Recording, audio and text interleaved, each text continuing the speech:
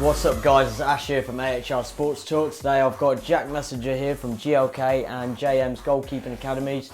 I've also got Marc as usual from Pace Setters, and I've got on the FaceTime with me ex-Arsenal, QPR, Kettering Town and Northampton Town goalkeeper Lee Harper. Lee, how you doing? You good? Yeah, all good mate, all Good. This show is all, obviously, as you can tell, it's all dedicated around goalkeepers, goalkeeper coaching and goalkeeping at the grassroots level. Just a quick one for you, Lee. Just give us a little background with your goalkeeping school that you got set up in Northampton.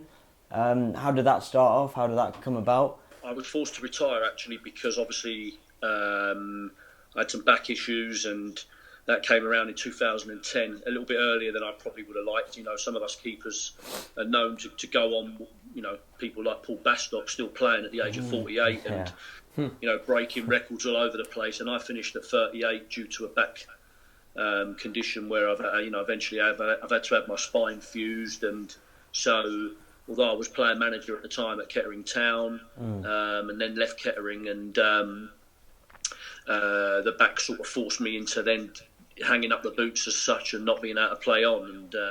And so, yeah, I obviously fell out of Kettering and decided it was time to look into doing some coaching and setting up my own goalkeeping schools, which I did. And, you know, it's my opportunity to give back to grassroots keepers as well. And I've had a few other opportunities to get back into football, but because I've got other business interests as well, it works well for me, you know, so it's all good. No, it's really good because obviously a lot of former players, they go straight into coaching full time, and you almost feel like it's just way too full on, if you know what I mean, especially as that, like most of them have kids, family, stuff like that, you know what I mean, it's all too full on, whereas at least you doing it for yourself, you can be very flexible, if you know what I mean, sort of work around it, and do you know what I mean, it's all good. And plus you don't do it locally, do it, like obviously you're based in St Albans, so you're doing it in Northampton. So how long have you been doing it in Northampton for, or did you do it elsewhere? I've been doing it. Northampton was my first sort of venue in 2007.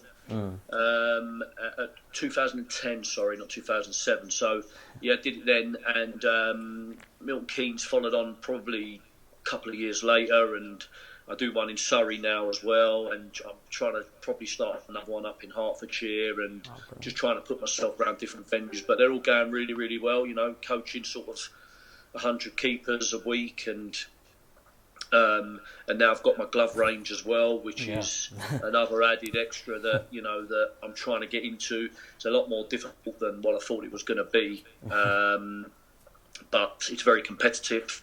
Obviously, the big sort of 4 or 5, the Knights and the Royces and the All Sports and all them have really got the market, and I just didn't realise how many smaller companies there are. I mean, J4K are a big concern as well. But yeah, I mean, it's something that I wanted to do, and I'm enjoying doing that as well.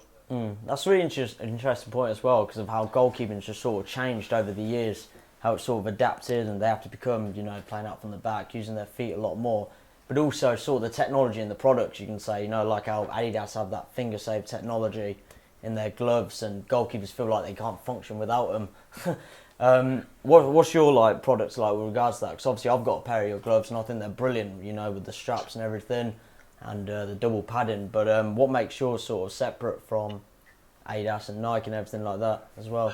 Well, I mean, look, at the end of the day, I think the most important things, when you talk about finger save, I know from my point of view, finger saves are something that I couldn't get along with. They weren't comfortable, and in terms of younger goalkeepers, they're quite good for real young keepers because they give that added protection, and it's each to their own really with regards to that. I mean, the main basis for me was to produce a glove that, one, was comfortable, two, had real good grip.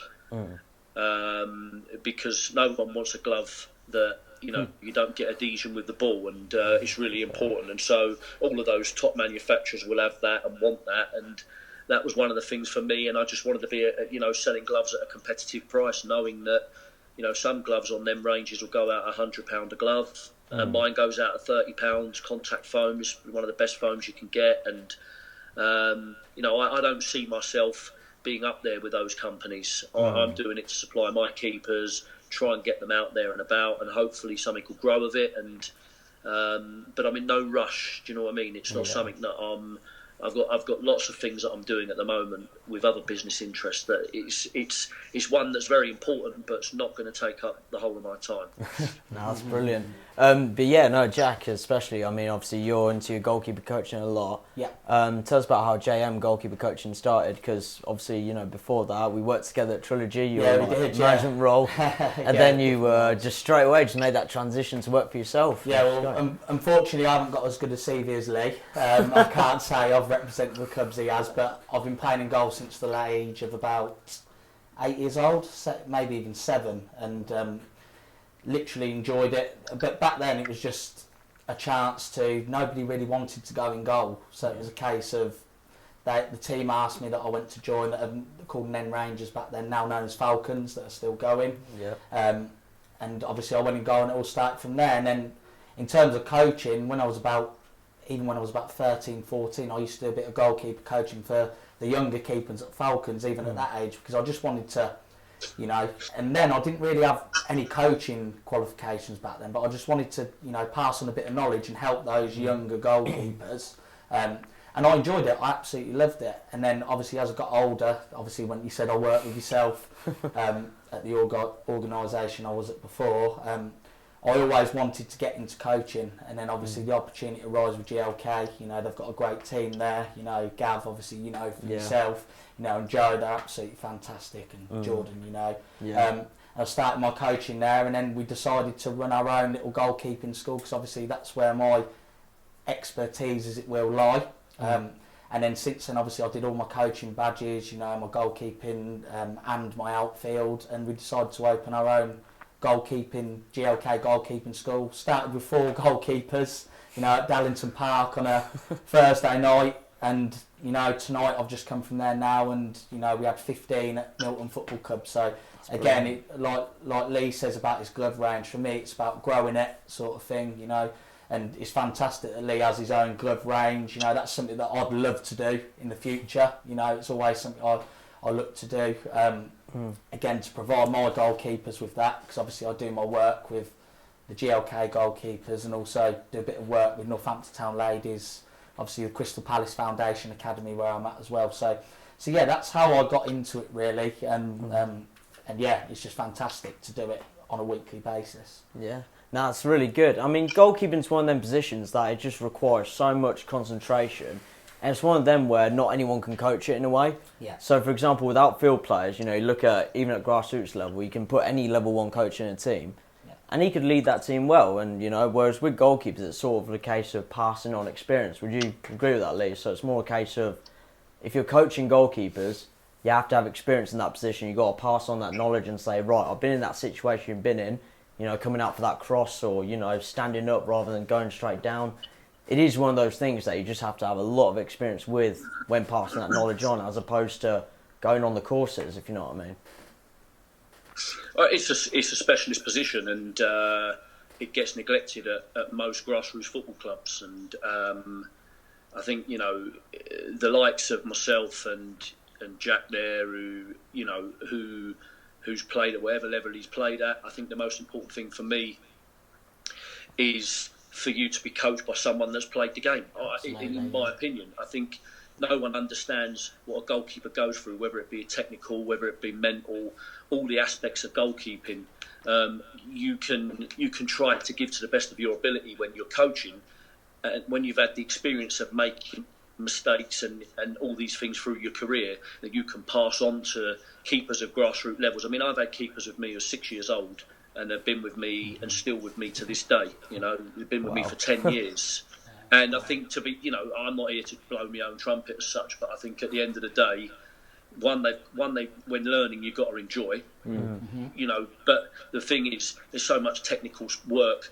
You hear so many stories of, we don't have no goalkeeper coaching at our football club, or if we do, he just stands in the goal and doesn't do anything. And it's not good enough, really. I mean, I know that a lot of clubs are trying to change that, and a lot of the chartered clubs do. And it's changed massively. And it had to. And at the end of the day, it's a specialised position, and it can be a lonely place sometimes. And people don't understand that the mental side of goalkeeping as well is really important. And to be able to give back to all of my all of my keepers that have passed through all of my venues, whether they've been there a year or whether they've been there 7 years. You know, it is a big thing and you learn from your mistakes. And as a keeper, if you've played the game and you've played in between the goal, and the game has moved on a lot more now. The fundamentals for me are still the same. I mean, if you're talking about elite level, then you know nowadays you have to be technically good with your feet. You have to be prepared to play out with the back. You have to be prepared to have the ball at your feet. You have to be prepared to distribute on a different level from when maybe I was playing, where I would be able to play out from back, or otherwise I wouldn't have been able to play at the level I did. But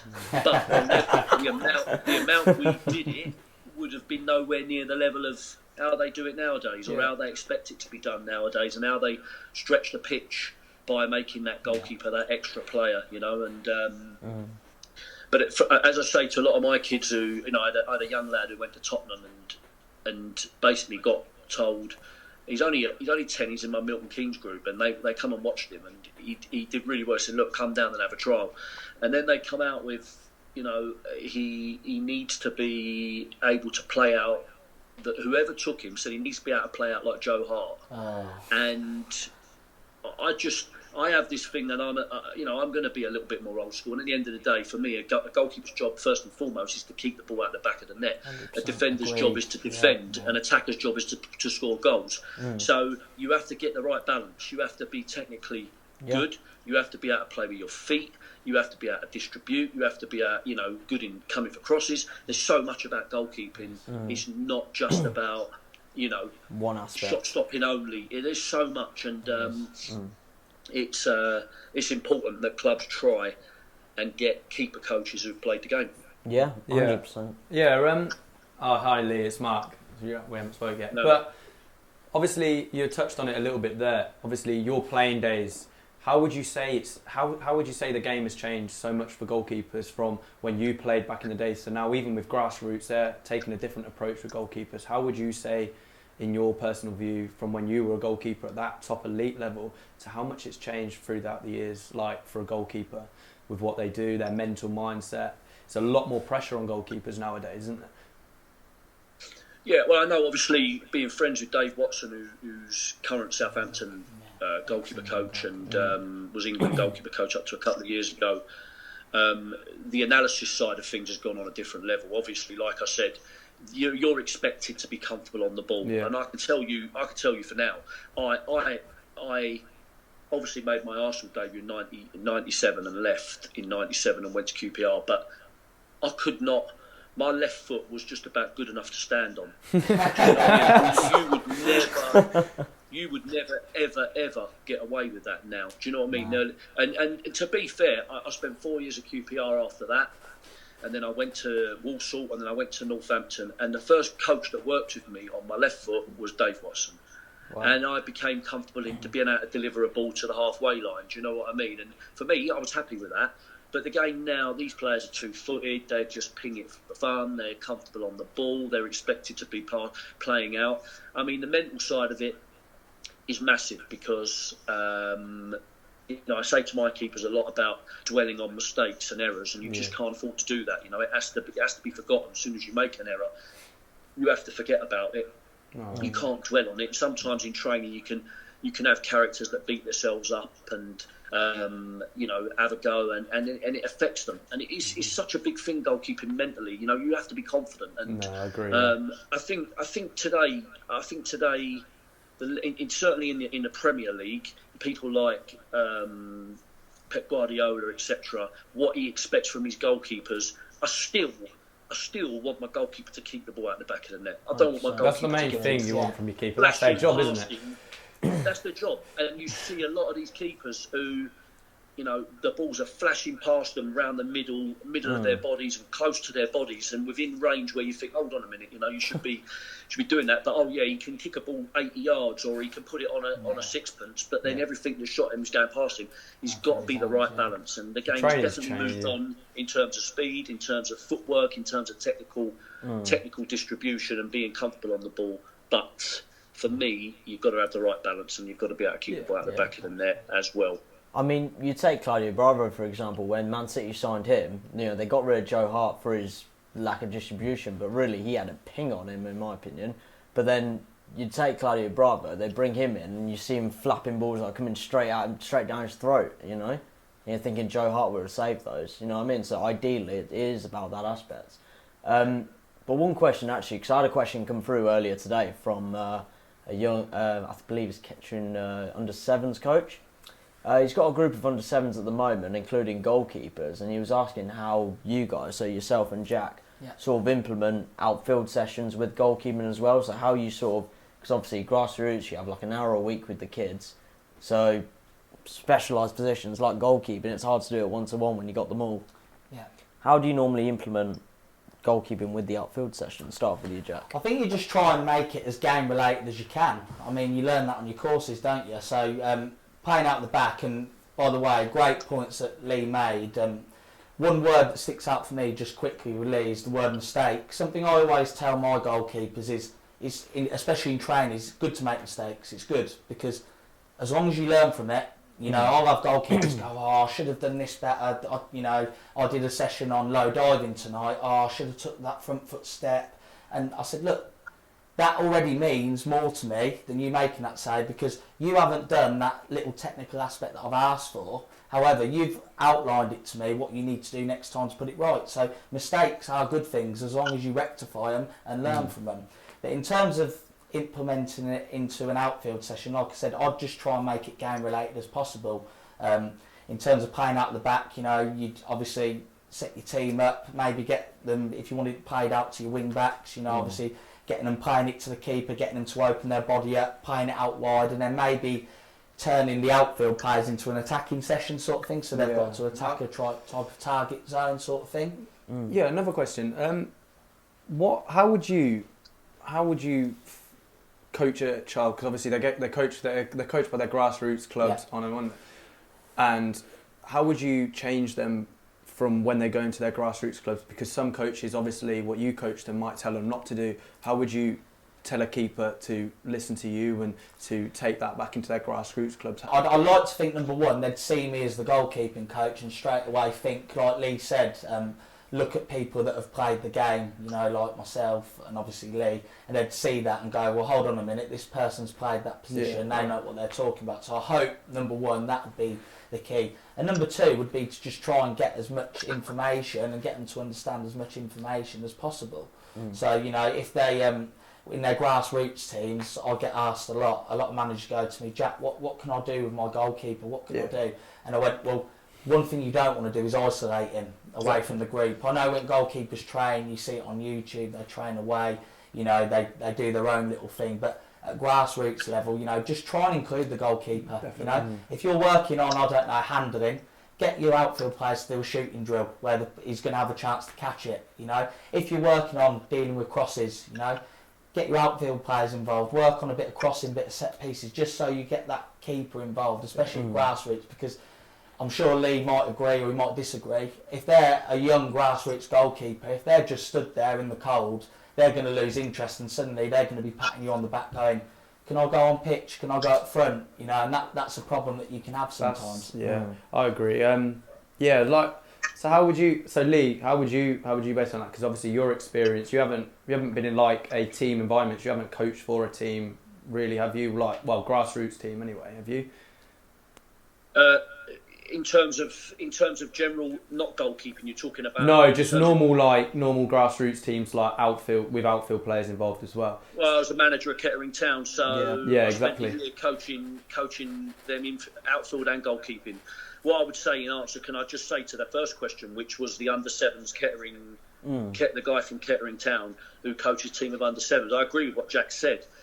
What I would say first off is tell him to come and see myself or come and see Jack, because you likely are not a goalkeeper and not a goalkeeping coach. I'm a striker. And so,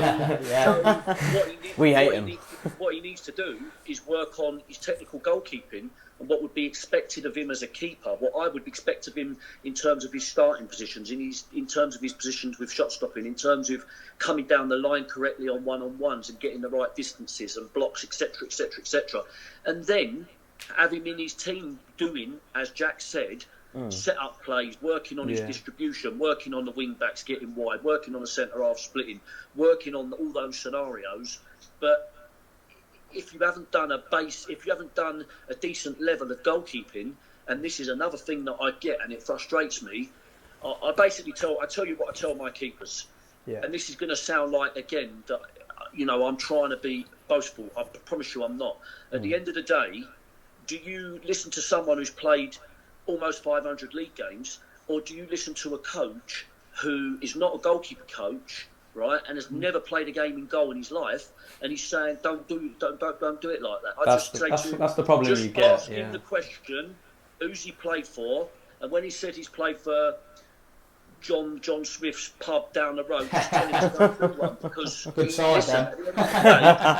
he's got a goalkeeping query, ring me up. I'm happy to talk to any of my keepers coaches, tell me what they think, and then I'll put them right. Because at the end of the day, the one thing I would say is, and Jack would probably tell you, when you're working on technical aspects of goalkeeping, it's then up to the goalkeeper to go and put it in practice. Yeah. And no matter what work you do as a goalkeeper, whether it be technical, whether it be crossing, whether it be distribution, whether it be one-on-ones, whether it be shot stopping, when they cross that white line, they've then got to go and put it in action. I mean, I went and watched one of my keepers, you know, or a few of my keepers, and over the times I've gone and watched them play, when I've watched them, I've written down a page of notes on everything that I've told them to do for a number of years.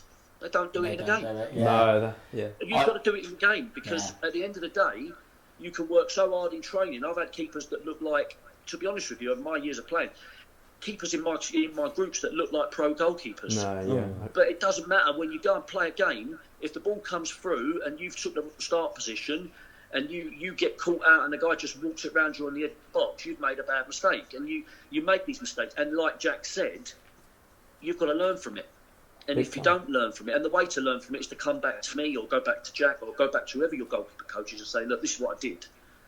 You know, and why did you do that? And why did you do that? And that's where you get that, you know, learning thing. But I think, you know, it's for me, for the Kettering Town guy, like I said, first and foremost, if you haven't got a goalkeeper coach there, send them to someone who's qualified to work with them technically, and then it's not always going to be on the same night that you're doing your sessions, which would even be better, because then, you know, if they can do it, you know, obviously I suppose you've got to understand that these, you know, maybe they do other curriculum activities as well, and it's not always as easy. But if you're harbouring any ambition of taking yourselves forward as a goalkeeper, then that's what you've got to do.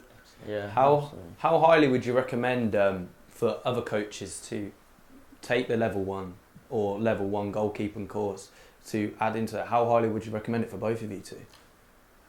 For me, well, why not? I think the one thing I would say on this, and I ain't going to be two-faced. At the end of the day, you could do as many. You could go and do your badges, right?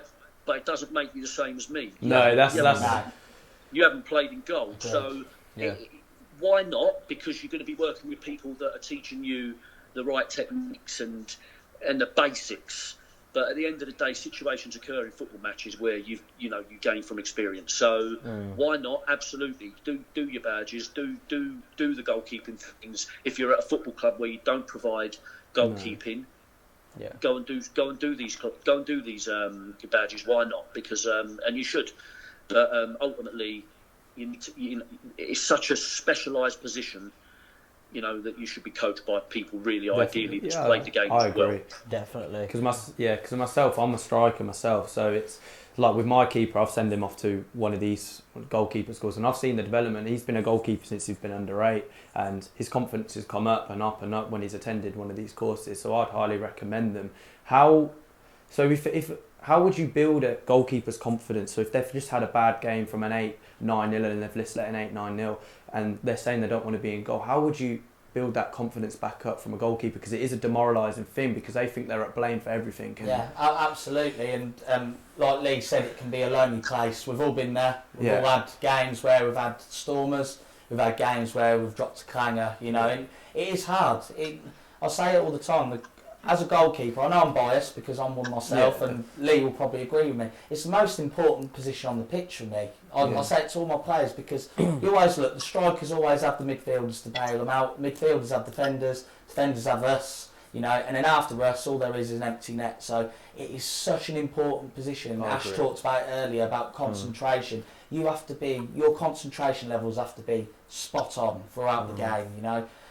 In terms of building confidence, you've just got to try and encourage, you know, as much as you can. Focus on, you know, if you're speaking to your goalkeeper after the game, focus on the good points that he did. You know, start with the good points. Well, I thought you did this really well, you know. I thought, like Lee said earlier, one-on-ones, you know, you might have had a couple of scenarios where he's come down the line well, you know. He's narrowed the angle really well, you know. I thought you dealt with your crosses really well today, you know. I thought you had a nice open body, you know. You could see everything going on. You know, you were very confident in your W's and your cups. You know, what you need to improve on is maybe, I don't know, you know, reacting to the second ball, you know, getting up quickly, allowing yourself to get there, you know. But focus on the positive, especially with young kids, because they will, like Lee said, think, you know, and like you said as well, they will think everything is their fault, you know. Especially goalkeepers. You know, and I did when I was younger, you know. When I was younger... We all beat ourselves up about these things, man. Carry on. No, it is true. We all beat ourselves up about these sort of things, especially at a young age. But one quick question before we go, in fact two, but one last question, Lee. I recently watched a video of Petr Cech, right, having an interview about obviously his time at Chelsea and time at Arsenal. He was saying that prior to the Champions League final, he did 7.5 hours of research on Bayern Munich's penalties. Hence, you know, the reason for his heroics and everything on that day. Obviously, you were playing manager at Kettering Town. What sort of preparation went into that Leeds game? That was probably one of the best moments of your career, you know, as a player manager for definite. You know, the first leg of that Leeds game.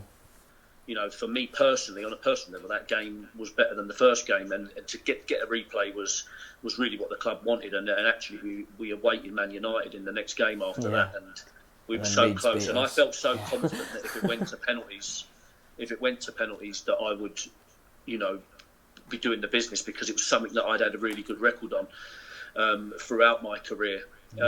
We would obviously watch footage of Leeds. We did. I had John Dean, was my number 2 at the time, who was an ex-Aston Villa striker and very, very, very experienced man in football. Was assistant to Colin Calderwood, and so we watched videos. We studied. We knew that they had better players than us. You know, we were a non-league football team, and we knew that we had to go there and keep it tight. We had to be, you know, very compact, and we prepared properly, and you know, I think we got our just rewards. And there were points in both games really where we could have gone on and won the game, and we were under the cosh a little bit there. But you know, at the end of the day, it was a moment in my career, you know, and I had lots of them, but at that level, at that time, certainly in Kettering Town, we beat a lot of league clubs. We beat Notts County, we beat Hartlepool, we beat Lincoln City, we beat we nearly, very unluckily,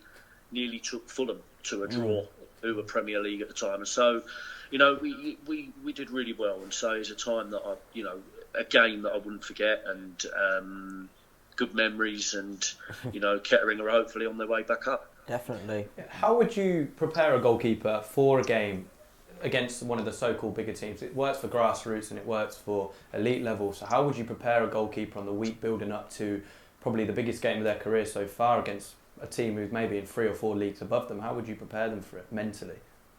Yeah, I think, well, you know, just going slightly off of it, but it's relevant. You Jack was talking about it as well, that, you know, one thing is your coaching style is really important, especially with the younger grassroots keepers, because for me, my thing is, and I've always said it, if I can't improve a goalkeeper within a couple of weeks of them working with me, or at the end of the time, the parents don't come up to me and say, wow, my son's improved so much. There's a problem. But I always try to keep it fun. I try to make them know that there's no pressure with training.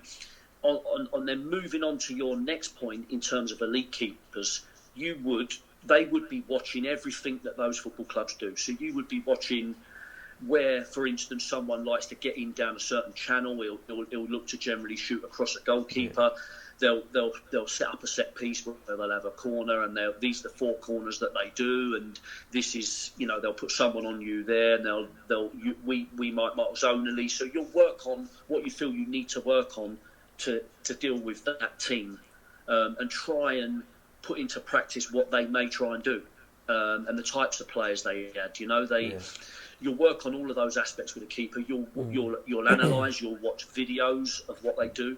It's so ready available to do that now, and even more so at the Premier League nowadays. And they'll study them so thoroughly in terms of what they do.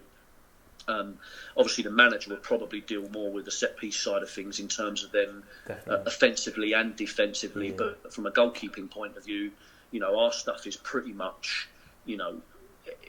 it doesn't change too much in terms of how we're going to prepare. Yeah. But on that technical aspect, in terms of set pieces and what they do, and if it's right foot in swing, left foot out swing, who's going to do all your who's going to pick up, if you mark zonally, who's going to do the near post space, when you mark up at corners, if you're going to mark both posts. When I was at Northampton, basically it was, and Kettering under Mark Cooper just gave me the sheet and said, right, you just tell who you want to mark, and you do it all, and you have the wall, and who lines your wall up, and is the liner up second man in the wall, etc. And all of these things I would do myself, because he knew that as a keeper it was really important that I was comfortable with how we were set up, how we would deal with corners, how we would line up for free kicks, whether they had 1 on the ball or 2 out wide, whether we had 1 or 2, and if it was the man on the edge of the box that would go and engage if it was 2. Loads of things. And I think at the end of the day, in terms of preparing for a big game now, if it was a Kettering v Leeds United again, or a Kettering Man United, you're just going out there to enjoy it. You should feel under no pressure. You're not expected to win. But first and foremost, you want to win as a player. You want to go and cause a massive upset. So you go there. You don't go there to get a draw. But if you get a draw, you're over the moon. So you have to, against teams like that, prepare defensively properly and hope that you'll get a chance, or offensively you can have a go. And we did that, and we were unfortunate, but fortunate as well. I hope you enjoyed today's episode about goalkeeping. First of all, massive thank you to Lee for joining us tonight. It was a real pleasure having you on the show. As usual, guys, it's AHR Sports Talk, and I'm out of here. Peace.